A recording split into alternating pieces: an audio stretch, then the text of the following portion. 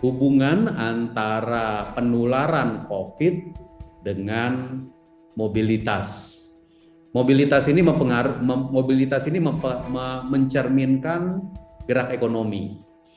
Kita lihat akhir-akhir ini ketika kita terkena varian Delta di sekitar bulan Juni, penularan itu grafik yang sebelah kanan ya. Penularan itu grafik yang coklat itu meningkat tajam, maka mobilitas yang digambarkan dengan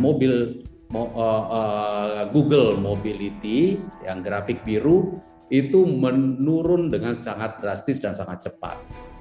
Ini adalah upaya kita pakai PPKM level 1, level 2, level 3, level 4. Ketika penularan itu sangat tinggi, maka banyak sekali daerah-daerah yang ditaruh sebagai PPKM level 4 dengan seluruh fitur pembatasan PPKM level 4. Gerak ekonomi berhenti karena mobilitas memang diberhentikan supaya penularan bisa diturunkan. Dan betul, penularan setelah itu bisa kita turunkan. Dan ketika penularan mulai turun, maka mobilitas manusia kembali meningkat dan kita berharap penularan ini tetap berada pada kondisi yang rendah dan kita lihat yang grafik biru sudah di atas, bahkan sudah sekitar periode awal 2020 ketika kita baru memasuki pandemi COVID. Tentu kita berharap kita mesti jaga ini. Kita mesti jaga penularan supaya tetap rendah sehingga mobilitas orang bisa tetap bergerak dan kondisi ekonomi bergerak. Termasuk nanti bagi UMKM akan mendapatkan manfaatnya. Nah, apa faktor yang sangat penting? Faktor yang sangat penting sudah pasti adalah menjaga kesehatan, protokol kesehatan. Namun tentu ada faktor penting lainnya yaitu vaksinasi. Vaksinasi Indonesia termasuk yang cukup cepat dan kita bisa saat ini sudah melakukan jumlah suntikan yang dilakukan itu tidak kurang dari 220 juta suntikan. Namun Indonesia adalah negara besar. Kalau kita akan menyuntik sekitar 200 juta orang di Indonesia dan masing-masing adalah 2 suntikan, itu artinya sekitar 400 juta. Maka 222 juta adalah kita masih punya PR ke depan. Namun ini akan kita upayakan terus. Kita saat ini tentu masih membeli vaksin dari luar negeri, artinya kita masih impor. Namun di masa yang akan datang kita harapkan vaksin di domestik, vaksin produksi Indonesia juga akan dapat kita gunakan. Ini sesuatu yang kita harapkan terus ke depan sehingga kita juga bisa menjaga terus kesiapan dari imunitas kita. Tentu saat ini kita sudah melihat imunitas sudah mulai muncul, gerak masyarakat seperti yang saya sampaikan tadi sudah mulai bergerak. Kita harus jaga. Pertama, dalam jangka pendek sekali kita menghadapi Natal dan Tahun Baru. Mohon Ibu Bapak sekalian yang nanti akan menghadapi Natal dan Tahun Baru termasuk beberapa liburan itu membatasi diri dan tetap menjaga protokol-protokol kesehatan serta memastikan sudah vaksin. Ini akan menjadi bagian yang penting untuk upaya pemulihan ekonomi kita di tahun 2021 ini maupun 2022. Itu pun kita masih menghadapi, Ibu Bapak sekalian, dinamika global yang masih menimbulkan resiko dari akhir tahun 2021 sampai 2022 nanti. Tentu pemulihan di Amerika Serikat, pemulihan di Tiongkok, dan beberapa isu seperti resiko gagal bayar Evergrande yang ada di Tiongkok, isu perekonomian Eropa yang juga menuju pemulihan namun pada saat ini sedang menghadapi tekanan COVID yang juga meningkat di dataran Eropa. Dan tentu fluktuasi harga komoditas, supply disruption, dan juga apa yang dibicarakan di dunia internasional yang disebut dengan, yang diistilahkan dengan nama scarring effect, yaitu efek luka seperti scar. Scar itu artinya seperti luka di dalam perekonomian kita, dan luka ini seperti halnya luka di badan manusia, ada tempat-tempat yang lukanya cepat sembuh ada luka-luka, tempat-tempat yang lukanya itu nggak sembuh-sembuh. Nah, scaring effect ini yang diciptakan oleh COVID-19.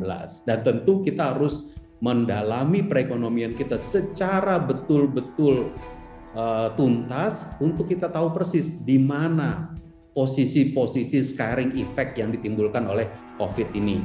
Misalkan secara sektoral.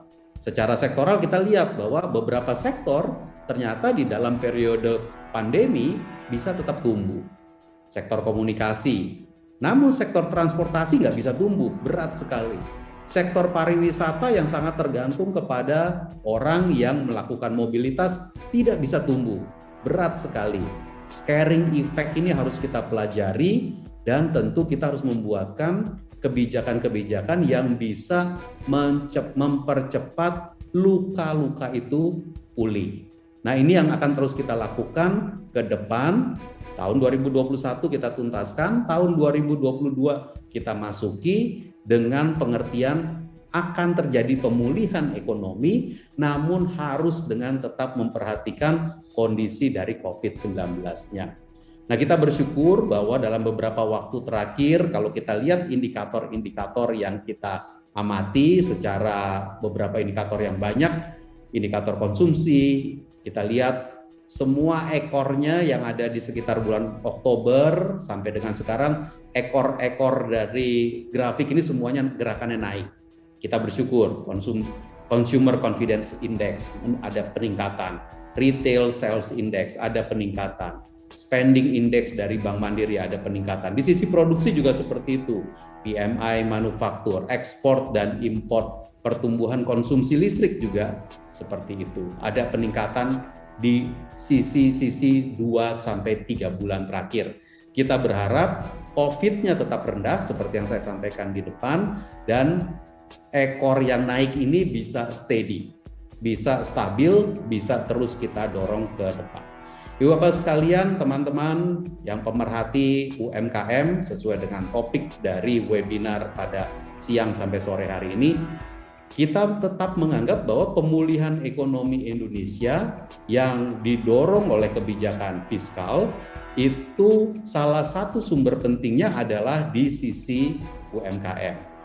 Kalau kebijakan fiskal kita bersifat ekspansif, bahkan pemerintah Indonesia melebarkan defisit menuju 6%, saat ini kita melihat defisit di sekitar 5,7%, di tahun depan kita menurunkan ke 4,8%. Ini salah satu bagian yang penting adalah support kepada usaha mikro, kecil, dan menengah.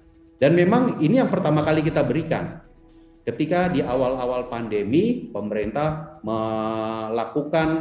melakukan estimasi-estimasi, proyeksi-proyeksi mengenai kondisi ekonomi. Yang kita temui adalah bahwa dengan mobilitas yang turun, maka usaha mikro, kecil, dan menengah yang akan kena dampak. Karena itu langsung kita mendesain berbagai macam kebijakan yang bisa membantu usaha mikro, kecil, dan menengah. Di dalam pemulihan ekonomi nasional, di dalam anggaran PEN yang selalu kita umumkan kepada media, kepada masyarakat, kita melihat bahwa insentif pajak adalah yang paling di depan, diberikan sejak tahun lalu untuk membantu dunia usaha agar tidak terkena pressure yang terlalu tinggi. Diberikan relaksasi atas pembayaran PPh pasal 21. Itu berlaku untuk semua perusahaan. Perusahaan besar maupun kecil, menengah atau kecil dapat. Lalu kemudian yang sifatnya juga adalah PPh 25, pembayaran massa. Juga insentif usaha untuk diberikan kepada UMKM. UMKM yang membayar pajak berupa pajak final, itu kemudian bisa pajak finalnya itu ditanggung oleh pemerintah. Silahkan digunakan, sehingga UMKM nanti bisa tetap menjalankan kegiatan usaha tanpa terbebani pajak untuk sementara waktu. Lalu kemudian juga beberapa di sini bisa dilihat jumlah dari insentif-insentif pajak yang diberikan, dan teman-teman sekalian, kita melakukan perhitungan terus berapa insentif pajak yang muncul. Dan perhitungan ini bukan hanya kita estimasi pada saat pandemi, bahkan dari sejak tahun-tahun yang lalu. Ini slide nomor berapa ini yang tentang belanja perpajakan? Slide nomor 28, pemerintah itu terus melakukan estimasi berapa sih besarnya belanja perpajakan. Apa itu belanja perpajakan? Belanja perpajakan adalah besarnya nilai penerimaan pajak yang tidak jadi diterima oleh negara karena negara memberikan kekhususan insentif pajak. Ada yang berupa insentif PPN, PPNBM, ada berupa insentif di PPH, tax holiday, tax allowance, pengurangan pajak penghasilan, insentif di biaya masuk dan cukai. Misalkan pada saat pandemi ini, seluruh alat kesehatan itu diberikan bebas bea masuk dan cukai. Makanya Anda bisa lihat ini di tabel sebelah kiri atas, lihat di tahun 2020 bea masuk dan cukai itu meningkat jumlah pembebasannya, karena ini termasuk kita membebaskan banyak sekali yang terkait dengan alat kesehatan, PBB sektor P3 dan juga beberapa pembebasan lain. Tahun 2019 sebelum pandemi, jumlah belanja pajak yang dijadikan insentif adalah 272,1 triliun. Tahun 2020 turun. Kenapa turun? Karena kegiatan ekonominya turun. Kalau kegiatan ekonomi turun, maka yang klaim insentif juga turun. Maka itu kalau nanti tahun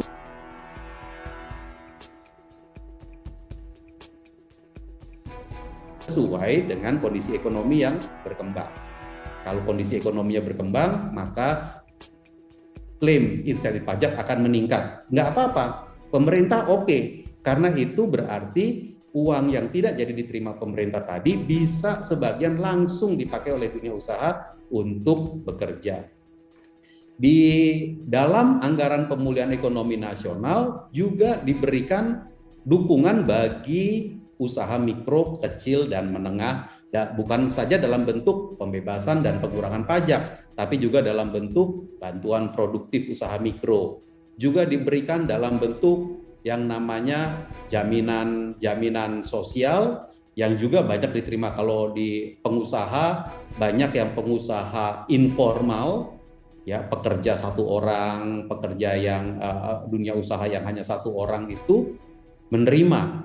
Dan juga kemudian ada beberapa insentif lainnya atau bantuan bagi pelaku usaha mikro lainnya yang diberikan lewat anggaran pemulihan ekonomi nasional. Nah, Ibu Bapak sekalian, ini kita desain dan saya yakin Ibu Bapak sekalian banyak mendengar di dalam media massa detil-detil yang lain yang dilakukan. Nah, tetapi kemudian saya ingin juga mengajak kita ke depan berpikirnya. Ke depan kita berharap pemulihan ekonominya berjalan. Kita akan tutup tahun 2021 ini, kalau tahun 2020 ekonomi kita kontraksi negatif, kita berharap di tahun 2021 ini akan ada di angka sekitar 4,0% keseluruhan tahun. Tahun depan tentu kita berharap lebih tinggi lagi. Kita berharap bisa di sekitar 5,2%. Syaratnya tentu satu, sehat. Perekonomiannya sehat, orang-orangnya juga sehat. Nah, kita melihat pemulihan tersebut, meyakini bahwa UMKM akan menjadi tonggak kita. Nah, tadi telah diuraikan, UMKM kalau mau jadi tonggak, maka go digital. Go kepada electronic commerce. Ini adalah move yang sangat-sangat strategis, dan saya mengapresiasi kegiatan di siang sore hari ini yang mengajak UMKM kita untuk go digital. Nah, kalau kita go digital, Ibu Bapak sekalian, kita melakukan electronic commerce, lalu kemudian juga berarti tentu ada bisnis-bisnis baru yang muncul, namun sebagian mungkin perpindahan dari transaksi yang sifatnya konvensional menjadi transaksi yang sifatnya digital. Apa artinya? Artinya adalah bahwa basis perpajakan Indonesia juga berpindah. Basis perpajakan yang tadinya adalah transaksi-transaksi konvensional berpindah menjadi basis perpajakan yang berbasiskan transaksi-transaksi elektronik. Nah, jadi kalau pemerintah itu berpikir lalu kemudian mendiskusikan bagaimana kita melakukan pajak atas transaksi digital, itu bukan hanya sekedar, kalau sering disebut ya, itu pemerintah kayak berburu di kebun binatang. Orang UMKM udah bayar pajak, sekarang mau dikejar lagi bayar pajaknya lewat e-commerce. Bukan. Itu adalah karena basis transaksinya memang berpindah. Yang tadinya UMKM-nya berjualan di pasar, di mall, sekarang UMKM-nya bekerja lewat transaksi elektronik. Karena itu di dalam internal pemerintah, dengan Direktorat Jenderal Pajak, kita mengatakan Anda harus bisa mengantisipasi perpindahan modalitas transaksi ini. Kami memohon dukungan dari seluruh masyarakat dan juga platform-platform digital untuk menyadari bahwa ini bukan hanya sekedar pajak lagi berburu, tetapi memang dunia kita yang berubah. Nah, tentu kalau nanti ada kesempatan lain lagi, saya bisa juga menguraikan, teman-teman Kementerian Keuangan bisa menguraikan kenapa pajak menjadi penting. Salah satunya, mungkin secara ringkas saya ingin sampaikan, karena selama 2 tahun terakhir kita melakukan defisit yang luar biasa, defisit yang besar yang dipakai untuk mensupport perekonomian, maka APBN-nya harus dikembalikan kepada kembali sehat. Caranya apa? Caranya adalah yang kita selalu sebut sebagai konsolidasi fiskal. Penerimaannya ditingkatkan, penerimaan negara ditingkatkan, lalu belanja negara dipertajam. Konsolidasi ini yang akan menyehatkan APBN, dan kalau APBN-nya sehat, maka perekonomian kita juga sehat.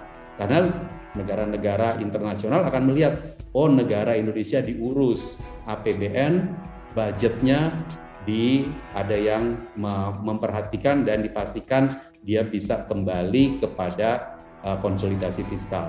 Nah, tentu reformasi fiskal kita lakukan, reformasi perpajakan, undang-undang harmonisasi peraturan perpajakan sudah dikeluarkan. Nanti teman-teman dari Direktorat Jenderal Pajak bisa menguraikan lebih detail. Dan sementara di sisi spending, di sisi belanja, kita terus lakukan penajaman tentu dengan inovatif financing dan manajemen kas yang lebih baik. Mungkin itu nanti jadi topik diskusi yang berbeda lagi. Namun di siang ini saya ingin menutup dengan mengajak teman-teman semua untuk melihat gambar besar pajak sebagai suatu upaya mengantisipasi berubahnya modalitas transaksi kita. Kalau UMKM-nya go digital, itu adalah move yang sangat-sangat strategis dan sangat perlu dilakukan, namun berarti basis pajak kita juga berubah ke digital dan elektronik.